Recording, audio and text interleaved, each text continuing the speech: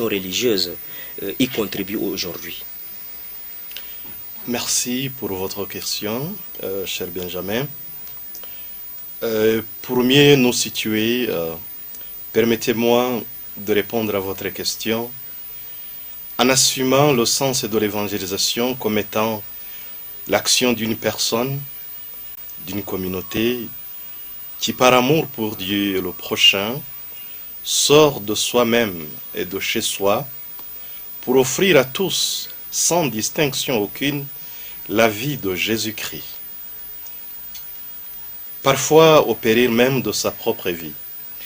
Eh bien, l'évangélisateur ou l'évangélisatrice, dans ce sens, se comprend comme une personne qui, agissant par ses œuvres et par ses gestes, se met dans la vie quotidienne des autres, raccourcit les distances, s'abaisse jusqu'à l'humiliation, si c'est nécessaire, assume la vie humaine en touchant la chair souffrante du Christ dans le peuple. Eh bien, ce sens de l'évangélisation m'a été inspiré par une des allocutions du pape François le 17 mai 2019.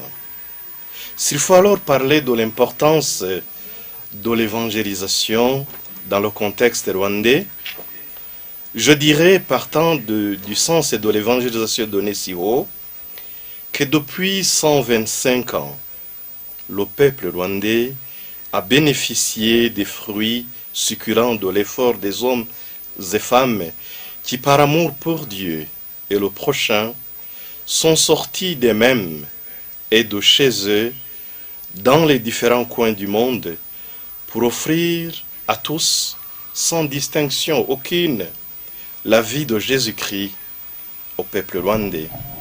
Parfois même, comme je le disais auparavant, parfois au péril de leur propre vie.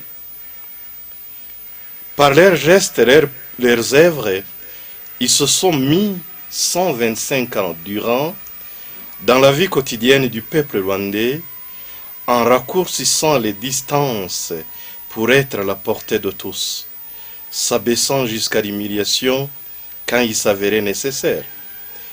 Ils ont assumé la vie humaine en touchant la chair souffrante du Christ dans le peuple de ce pays, surtout à travers les œuvres sanitaires et caritatives. Notez bien, qui m'écouterait qui m'écouterait faire de telles affirmations, qui sont vraies en elles-mêmes, penserait que tout a été rose dans l'évangélisation du Rwanda. Loin de là. En effet, comme nos pasteurs, les évêques l'ont affirmé, crime inexprimable qu'ait connu le monde, malheureusement, ont aussi souligné nos pasteurs. Un grand nombre de chrétiens, y compris quelques personnes consacrées, ont trempé dans ce crime indicible et d'autres ont fait la sourde oreille aux injustices intolérables. Ce fut une grande peine pour l'Église au Rwanda en général et celle de la vie consacrée au Rwanda en particulier. D'autres souffrances relatives aux diverses infidélités qui touchent les fondamentaux de la vie consacrée ont rendu aussi celle-ci méprisable des fois aux yeux de nos contemporains. Mais tout cela, se demanderait-on, effacerait vraiment les bienfaits et l'importance de l'évangélisation sur la terre rwandaise? Certainement non.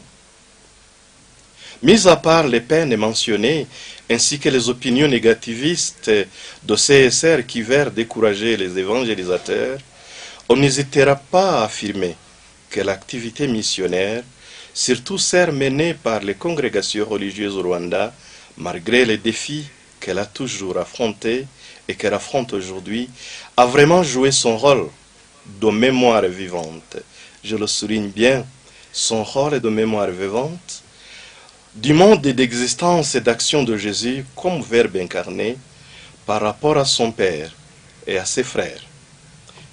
Elle a été une lampe allumée, je dis bien, la vie consacrée au Rwanda, Allumée dans les ténèbres, elle a marqué notre histoire à travers ses diverses diaconies, celle de la foi, de l'espérance et de la charité.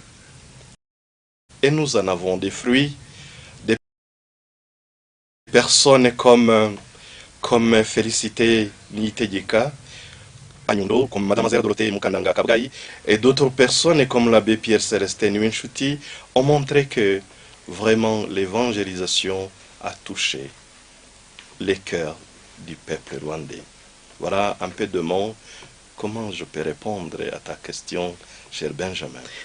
Merci, merci.